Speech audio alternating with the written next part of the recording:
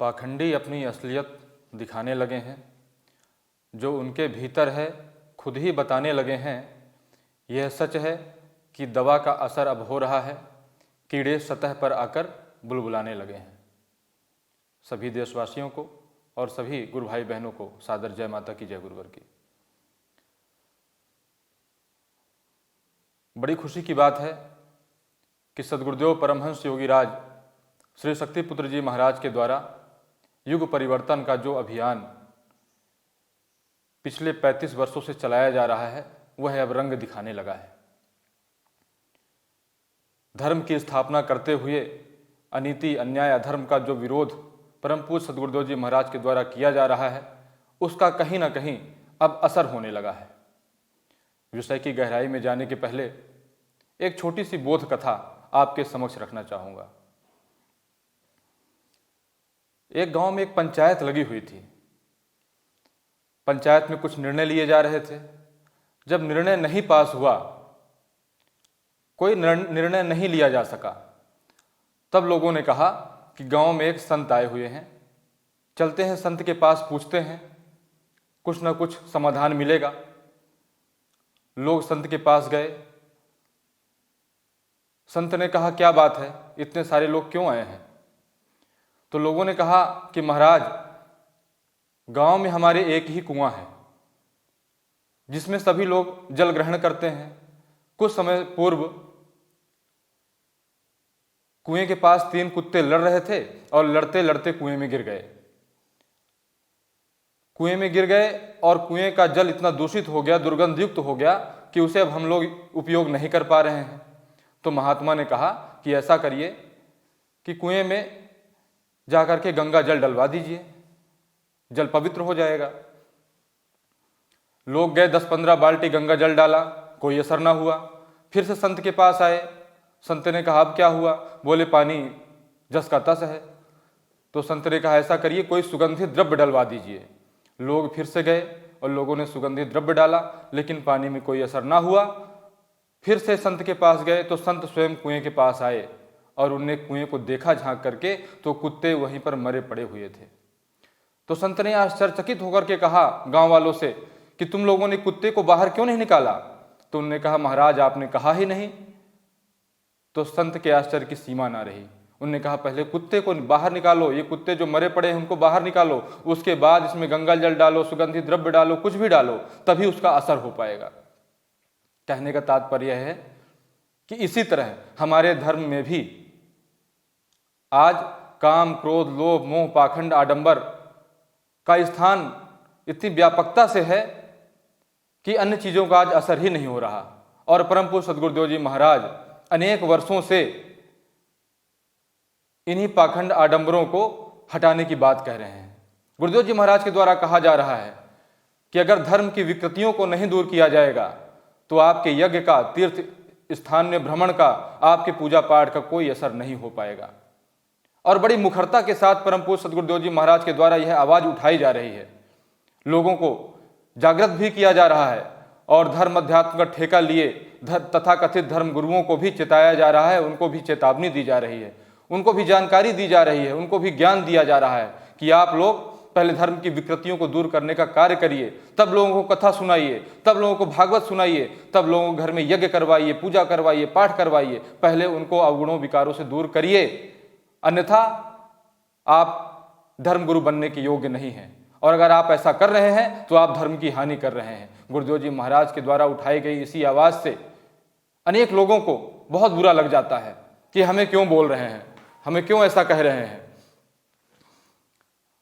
और पिछले दिनों पंडोखर महाराज, गुरु शरण शर्मा नाम के व्यक्ति को, जो अपने आप को पंडोखर महाराज नाम से विभूषित किए बैठे हैं, उनको यह बात बड़ी बुरी लग गई और आवेश में आकर के, विचलन में आकर के उलूल जुलूल बातें बताना प्रारंभ कर दिए। एक कहावत है कि खिसियानी बिल्ली खंभा नोचे। परम पूज्य सद्गुरुदेव जी महाराज के द्वारा केवल ज्ञान पक्ष की बात की गई थी, केवल बताया गया था कि हमें करना क्या है, हम सब लोगों को मिलकर के क्या करना है, लेकिन उन्हें उस बात से कोई मतलब ना रहा और उन्होंने जो मन में आया वह बात करना प्रारंभ कर दिए। पर्याप्त अंतर है। परम पूज्य सद्गुरुदेव जी महाराज अगर किसी को कुछ भी कहते हैं तो डंके की चोट पर कहते हैं, कमरे के भीतर बैठ करके नहीं करते। गुरुदेव जी महाराज का जीवन सामाजिक जीवन रहा है, खुली किताब रहा है, जिसे समाज ने देखा है, जाना है, समझा है। गुरुदेव जी महाराज की अगर आध्यात्मिक यात्रा 35 वर्षों की रही है तो समाज के बीच रही है। हर एक दिन, हर एक समय लोगों ने देखा कि गुरुदेव जी महाराज की दिनचर्या क्या रही, उनकी विचारधारा क्या रही। जिस विचारधारा को गुरुदेव जी ने समाज के बीच दिया, उस विचारधारा पर स्वयं गुरुदेव जी महाराज चल रहे हैं, यह समाज ने देखा है। केवल किताब की बातों को पढ़ करके समाज को गुरुदेव जी महाराज ने ज्ञान नहीं दिया, लेकिन पंडोखर महाराज की जैसी बुद्धि है, जैसा जीवन है, वैसे ही उनके वक्तव्य भी हैं। नीचता की सीमा को पार करके उन्होंने अपनी बातों को समाज के बीच रखा, जो उनकी वास्तविकता में पहचान कराता है कि उनमें आखिर में है क्या। एक किसी ने कहा है कि भूतो भिसंग इति भूतविदो वदंती और प्रारब्ध कर्म बल मन मुनियोह वदंती। अगर पीड़ा से कोई व्यक्ति भूत प्रेत झाड़ने वाले व्यक्ति के पास जाता है तो वो केवल भूत प्रेत ही बताएगा, और लेकिन किसी ऋषि मुनि के पास कोई व्यक्ति जाता है, संत के पास जाता है, तो वो कहते हैं प्रारब्ध कर्म बल मुनियोह वदंती, अर्थात तुम्हारे प्रारब्ध कर्म बलवान है। कहीं ना कहीं कर्मों में सुधार करना पड़ेगा, और यही अंतर है पंडोखर महाराज की गतिविधियों में, क्रियाकलापों में, और परम पूज्य सद्गुरुदेव योगीराज श्री शक्तिपुत्र जी महाराज के सिद्धाश्रम धाम में। इनकी तो तुलना ही नहीं की जा सकती दोनों पक्षों की, लेकिन कहना पड़ेगा कि अगर किसी व्यक्ति का स्वास्थ्य खराब हो गया, अपच की बीमारी हो गई, छोटी सी बात कह रहा हूं, अपच की एक छोटी सी बीमारी हो गई, और वह व्यक्ति अगर पंडोखर धाम जाता है, इन सब बातों का प्रमाण है हमारे पास, और अगले वीडियो में हम यह प्रमाण प्रस्तुत भी करेंगे। कोई व्यक्ति अपच की बीमारी लेकर भी जाता है तो पंडोखर महाराज क्या बोलते हैं कि तुम्हें भूत प्रेत लगा हुआ है, डायन लगी हुई है, और उसको झाड़ने के लिए 50,000 रुपए लगेंगे, हवन करवाना पड़ेगा। सीधी सी बात थी। और वही व्यक्ति, ऐसे व्यक्ति अगर सिद्धाश्रम धाम आते हैं, गुरुवर की शरण में आते हैं, तो गुरुदेव जी महाराज कहते हैं कि डॉक्टर को दिखा लो, और अभक्ष्य पदार्थों का सेवन मत करो, ऐसी चीजें मत खाओ जिससे पेट खराब हो जाता है। यह एक छोटा सा उदाहरण दे रहा हूं। तमाम चीजों में गुरुदेव जी महाराज के द्वारा वही कहा जाता है, वही बताया जाता है जो बताना चाहिए। सहज रूप से समाधान करने के लिए गुरुदेव जी महाराज यहां पर बैठे हुए हैं। वो लोगों को भटकाते नहीं, लोगों को लूटते नहीं, लोगों को फंसाते नहीं, लोगों को समाधान प्रस्तुत करते हैं, अपना आशीर्वाद देते हैं, कर्मों को सुधारने का रास्ता बताते हैं, और एक बार ऐसा रास्ता बता देते हैं कि आने वाले समय में भी वह व्यक्ति सावधान हो जाता है। जीवन भर के लिए उस समस्या से उसको मुक्ति मिल जाती है। यह अंतर है। और इसीलिए परम पूज्य गुरुदेव जी महाराज, क्योंकि गुरुवर ने समाज को अपने भीतर धारण किया है, परम पूज्य गुरुदेव जी महाराज ने समाज की समस्याओं को अपने भीतर धारण किया है। समस्याओं को दूर करने के लिए परम पूज्य गुरुदेव जी महाराज दृढ़ संकल्पित हैं। इसीलिए समाज की वेदना गुरुवर को भी वेदना प्रदान करती है, गुरुवर को भी व्यथित करती है। इसीलिए गुरुवर ने दृढ़ संकल्प लिया है कि समाज में जितने भी लोग परेशान हैं, दुखी हैं, जिस भी कारण से हैं, उन सब के लिए मैं आवाज उठाऊंगा, और एक दिन तड़पती कराहती मानवता को सुख शांति प्रदान करूंगा। इसीलिए गुरुदेव जी महाराज के द्वारा पाखंड और आडंबर फैलाने वालों का विरोध किया जाता है। और जो बार बार मेरे द्वारा इंगित किया जा रहा है कि आज के पूरे धर्माचार दिशा भ्रमित हैं, उन्होंने पथ को अपना लक्ष्य मान लिया है, और अगर नहीं भ्रमित हैं तो हर मंच से मेरे द्वारा चुनौती शब्द इसीलिए रखा जाता है कि गर्व और घमंड से नहीं, एक सत्य की रक्षा के लिए, धर्म की स्थापना के लिए कम से कम समाज में एक आयोजन जरूर होना चाहिए, जहां एहसास किया जा सके कि क्या कोई किसी ने अपने सूक्ष्म शरीर को जागृत किया है या नहीं, और जिसने सूक्ष्म शरीर को जागृत नहीं किया होगा वो दृश्य से परे अदृश्य शक्तियों से संबंध स्थापित कर ही नहीं सकता।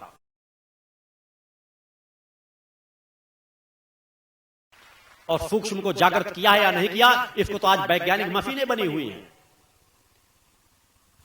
किसी के बोलने की, जो बोल रहे हैं वो झूठ बोल रहे हैं, सत्य बोल रहे हैं, इसका परीक्षण किया जा सकता है। किसी के मस्तिष्क का परीक्षण किया जा सकता है, उन परीक्षणों से स्पष्ट हो सकता है। यह समाज के बीच दो प्रकार के कार्य ला करके रखे जा सकते हैं।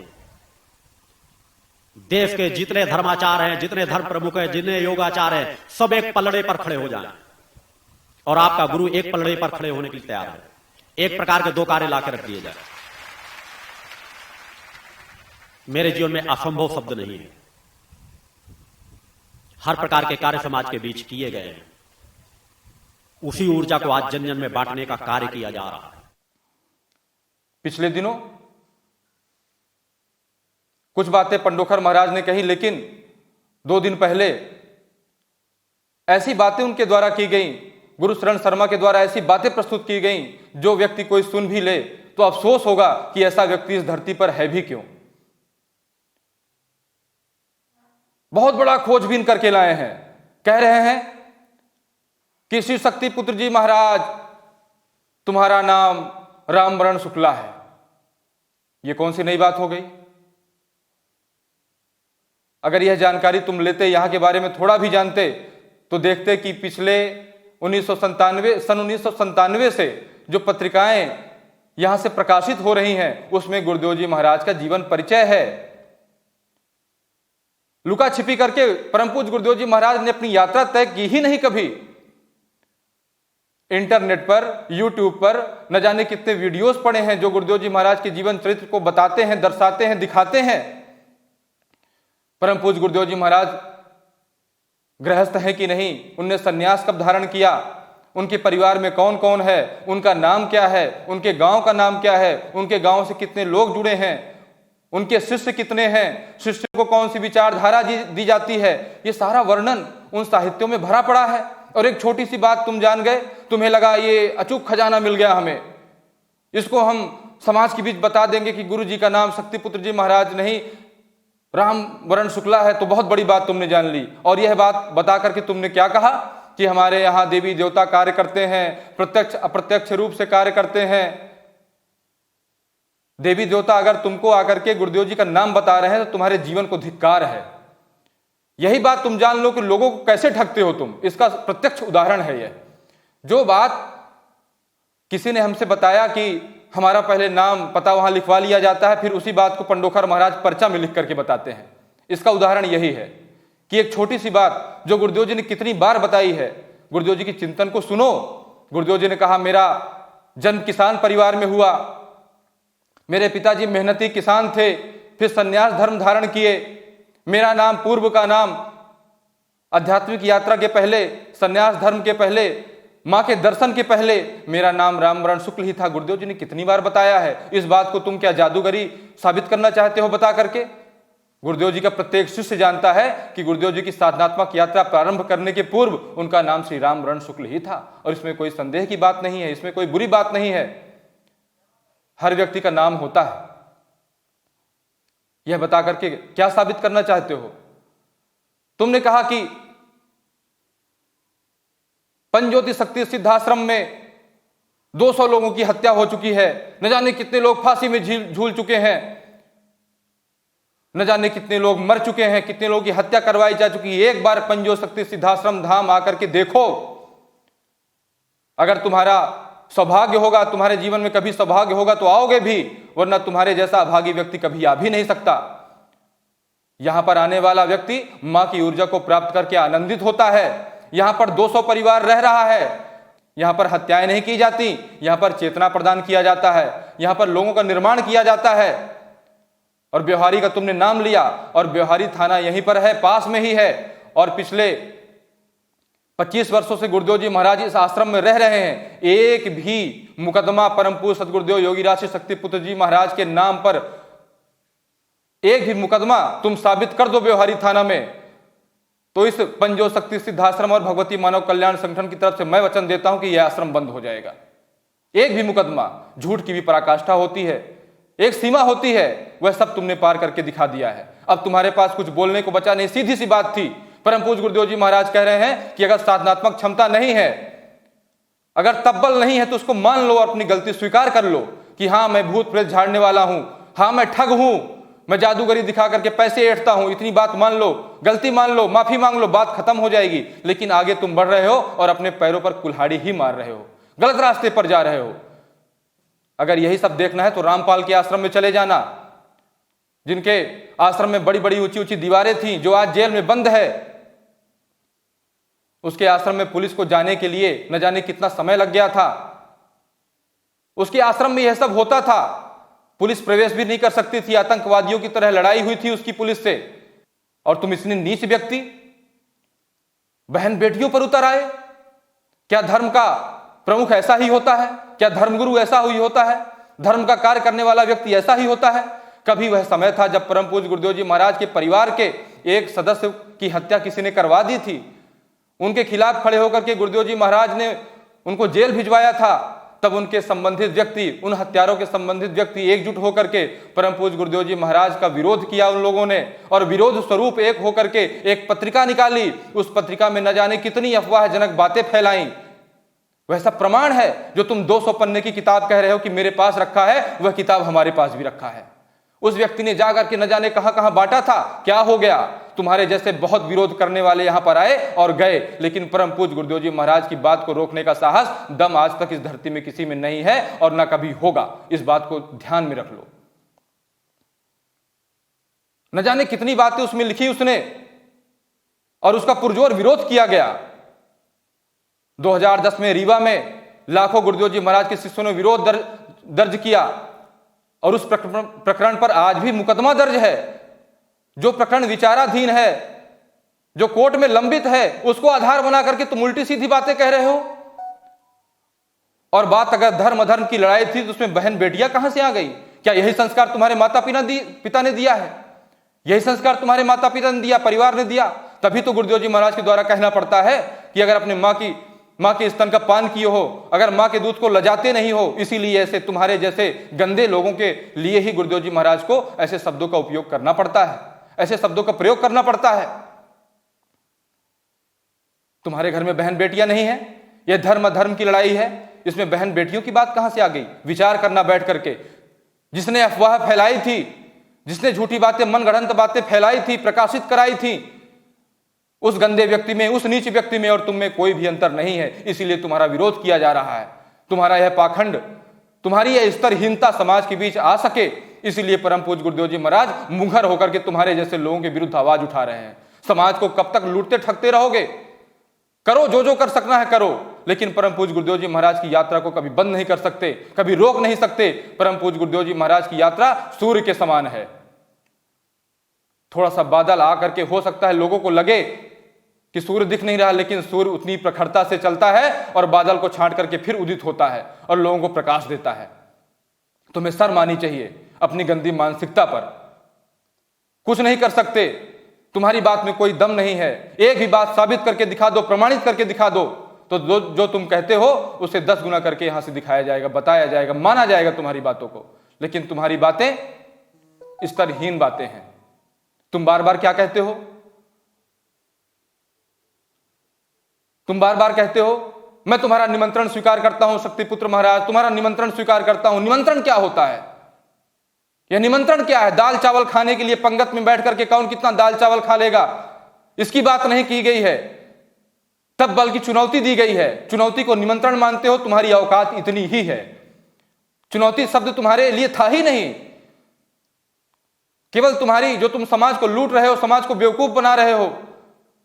इसलिए परम पूज्य गुरुवर के द्वारा तुम्हारा नाम लिया गया था कि समाज तुमसे सतर्क हो जाए। जिसमें थोड़ा भी तब्बल है, तपस्वियों का जीवन जीता है, साधकों का जीवन जीता है, उसके लिए परम पूज्य गुरुदेव जी महाराज की बात है। तुम तो कहीं पासंग भी नहीं हो, तुमको समकक्ष भी नहीं हो इस चुनौती के। इसीलिए चुनौती तुमको निमंत्रण लगता है। दाल चावल खाने का निमंत्रण नहीं है, तब्बल की चुनौती है कि कौन तप करता है। कभी आकर के परम पूज्य गुरुदेव जी महाराज का जीवन देखो। मेरी हर यात्रा बड़ी सामान्य और सहज तरीके से प्रारंभ होती है कि जिससे जब भी मनुष्य, यदि कोई चेतनावान हो, मेरे जीवन की यात्रा को देखे, समझे, तो उसे एहसास हो सके कि मैंने हर कर्म अपना मनुष्योचित ढंग से किया है।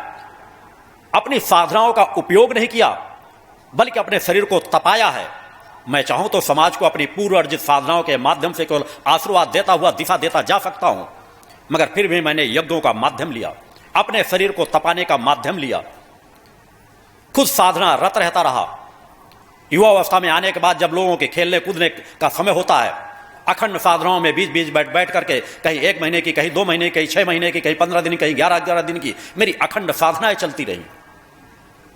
समाज के बीच ही हुई। मैं हिमालय और पर्वतों की बात नहीं करता। कोई मेरे बचपन की जीवन की यात्रा से लेकर के आज तक की यात्रा की जानकारी कहीं से भी प्राप्त कर सकता है। साधना तप करना वर्तमान में कठिन है, मगर असंभव नहीं। जब तुम समाज को लूटने ठगने का प्रपंच फैलाने का अभ्यास कर रहे थे 8 साल की अवस्था पर, जो आज फल फूल करके बैठे हो उसी के दम पर, तब गुरुदेव जी महाराज तपस्वियों का जीवन जी रहे थे। तब गुरुदेव जी महाराज तप कर रहे थे। कभी गुरुदेव जी महाराज की यात्रा के बारे में जानना हो तो उनके गांव जाओ, उनके परिवार के लोगों से मिलो, वो बताएंगे कि गुरुदेव जी महाराज ने कितने सारे अखंड अनुष्ठान किए हैं, भूखे प्यासे रह करके कैसे मां के दर्शन प्राप्त किए हैं तप करके। तुम्हारे जैसे समाज को लूटने का अभ्यास करके गुरुदेव जी महाराज यहां नहीं बैठे। अगर बैठे होते तो लाखों लाखों शक्ति साधक आज गुरुदेव जी महाराज के साथ न चल रहे होते। ऐसे लोगों का निर्माण किया है गुरुवर ने। तुम कह रहे हो कि तुम हे शक्तिपुत्र, तुम्हारे चेले ऐसा बोलते हैं, मुझको वैसा बोलते हैं, तुम्हारे चेले ऐसे हैं तो तुम कैसे होगे। शुक्र मनाओ कि ये परम पूज्य गुरुदेव जी महाराज के चेले हैं। अगर ना होते तो केवल सागर संभाग के लोग तुम्हारे दतिया के पास खड़े होकर के तुम्हारे पंडोखर धाम की तरफ फूंक भी दें तो तुम्हारा धाम उड़ करके न जाने कहां चला जाएगा। देश भर के संगठन की तो बात ही छोड़ दो। पंडोखर धाम में अगर बजरंगबली रहते हैं, मैं उनको नमन करता हूं, उन पर हमारी आस्था है। लेकिन तुम जैसे धूर्त और पाखंडी वहां पर बैठे हैं तो कहने को विवश होना पड़ेगा कि तुम्हारे लिए परम पूज्य गुरुदेव जी महाराज के शिष्य ही पर्याप्त हैं। लेकिन परम पूज्य गुरुदेव जी महाराज की करुणा समझो, उनका संस्कार समझो कि गुरुवर के शिष्य तुम्हारे जैसी ऐसी स्तरहीन अपने गुरुवर के लिए ऐसी बातों को सुन करके भी मर्यादित हैं, संतुलित हैं। कहीं ना कहीं गुरुवर का निर्देश है। अपना भाग्य समझो, अपना भाग्य मनाओ। कुछ भी साबित नहीं कर पाओगे। परम पूज्य गुरुदेव जी महाराज की खुली यात्रा है। कल क्या कह रहे थे तुम? हम ब्राह्मण हैं, हम ब्राह्मण हैं, हमारा कर्तव्य 6 कर्तव्य तुमने बताए ब्राह्मणों के। क्या कर्तव्य बताए? चोला धारण करना, चोला चढ़ाना, लोगों से दक्षिणा लेना, यज्ञ करना, यज्ञ करवाना, और न जाने क्या क्या 6 कर्तव्य बताए। ब्राह्मणों के ये कर्तव्य बताए गए हैं क्या शास्त्रों में? कभी तुमने पढ़ा नहीं? थोड़ा सा भी शास्त्र वेद पुराण पढ़े होते तो ऐसी बहकी बहकी बातें ना करते। ब्राह्मण समुदाय, ब्राह्मण धर्म, ब्राह्मण जाति, ब्राह्मण वर्ण और पूरा धर्म का जगत तुम्हारे जैसे पाखंडी लोगों के कारण ही आज बदनाम है। कभी ऋषियों मुनियों ने कहा कि मन को संतुलित करने वाला, नियंत्रित करने वाला, इंद्रियों को वश में करने वाला, यज्ञ कार्य में प्रवीण व्यक्ति ही ब्राह्मण कहलाता है।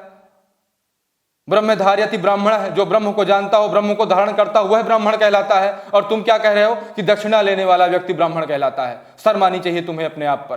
परम पूज्य गुरुदेव जी महाराज का विरोध इसीलिए है।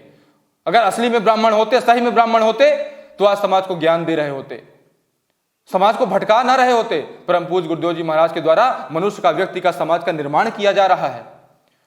जो असहाय हैं, जो बोलना नहीं जानते, जो चलना नहीं जानते, जो दबे कुचले हैं, उनको उठा करके चेतना प्रदान किया जा रहा है, उनको समाज के बीच स्थापित किया जा रहा है। और ऐसे लोगों का ही वक्तव्य तुम अपने विरोध में सुनते हो। ऐसे ही लोग हैं जिन्हें गुरुवर ने चेतना प्रदान की है। अभी भी समय है, सुधर जाओ, अन्यथा दूसरा कोई रास्ता नहीं मिलेगा। तुम कहते हो कि अब से मैं शक्तिपुत्र जी के नाम में 15-15 मिनट दूंगा, तुम्हारी मजबूरी है। यही गुरुदेव जी महाराज का प्रताप है, यही गुरुदेव जी महाराज का चमत्कार है। यही वह परिवर्तन हो रहा है कि कल तक जो पूरा समय तुम समाज को लूटने में लगाते थे, समाज को बेवकूफ बनाने में लगाते थे, आज धर्म अधर्म की बातों पर लगा रहे हो। आज तुम्हारा समय जा रहा है, उस पर चर्चा कर रहे हो, विवश हो। तुम्हें करना पड़ेगा, तुम जैसे लोगों को चर्चा करना पड़ेगा, आगे आना पड़ेगा, और नहीं आओगे तो समाप्त होना पड़ेगा। इस प्रकरण के बाद समाज आकर के देखे, कई लोग आकर के आश्रम में बताते हैं, कई लोगों ने अपनी बातों को बताया है कि कैसे वहां पर हम जाते हैं, हमें पर्चा में लिख करके तारीख बता दी जाती है, इतने समय तक तुम्हारा काम हो जाएगा, इतना पैसा लिया जाता है, लेकिन आज तक लोगों ने बताया कि कुछ भी लाभ नहीं प्राप्त हुआ है। तो समाज को ऐसे लूटता हुआ नहीं देखा जाएगा। विरोध तुम्हारा व्यक्तिगत यहां से नहीं है, विरोध केवल धर्म और अधर्म के बीच का है। आप समाज को लूटना बंद कर दो, आप समाज को ठगना बंद कर दो। आप अगर किसी को 1% लाभ भी देते हो, अगर धनराशि आप लेते भी हो तो धनराशि उतना ही लो जितना आवश्यक है।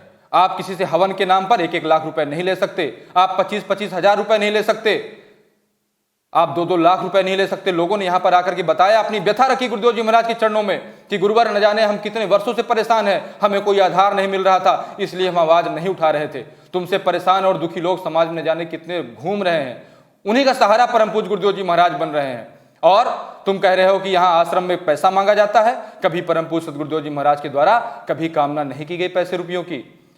अगर की जाती, परम पुरुषार्थ के द्वारा परम पूज्य गुरुदेव जी महाराज इस शक्तिपीठ का निर्माण कर रहे हैं। कभी आश्रम में आकर के देखो, समाज आकर के देखे कि आज 25 वर्षों से श्री दुर्गा चालीसा का अखंड पाठ यहां पर चल रहा है और एक सामान्य से भवन में चल रहा है। और धीरे धीरे करके आश्रम में जो भी निर्माण कार्य हो रहा है, परम पूज्य गुरुदेव जी महाराज के शिष्य, उनके भक्त स्वयं सहयोग कर रहे हैं, स्वयं समर्पण कर रहे हैं, कर्तव्य निष्ठा का पालन करते हुए ऐसे शक्तिपीठ का निर्माण कर रहे हैं जहां पर आने भर से आज लोगों को लाभ मिल रहा है। लोग देख रहे हैं कि यहां पर कुछ भी नहीं है, अभी बहुत बड़े बड़े मंदिर नहीं बने, तब भी यहां पर क्या है? गुरुवर ने कहा यहां पर मां की ऊर्जा है, इसलिए लोग यहां पर आकर के सहयोग करते हैं, समर्पण करते हैं, तब यहां का निर्माण कार्य चल रहा है। यहां पर मिलने के नाम पर, भोजन के नाम पर, लाइन लगाने के नाम पर, लाभ दिलाने के नाम पर 1 रुपया भी कभी नहीं मांगा गया, न मांगा जाएगा, न मांगा जा रहा है। यहाँ पर निःशुल्क रूप से सभी क्रम संपन्न होते हैं। कभी आकर के यहाँ पर देखो। और यहाँ का विरोध अगर तुम कर रहे हो तो तुम्हें मैं चेतावनी देना चाहूंगा कि परम पूज्य गुरुदेव जी महाराज सुधारने के लिए जो बात कह रहे हैं, अगर सुधर सको तो अच्छी बात है, अगर नहीं सुधरोगे, इसी तरह से अफवाहजनक बातों को उठा करके यहाँ का विरोध करोगे तो निश्चित ही तुम्हारा पतन होगा। इसमें कोई संशय नहीं है, कोई दो राय नहीं है। जय माता की, जय गुरुवर की।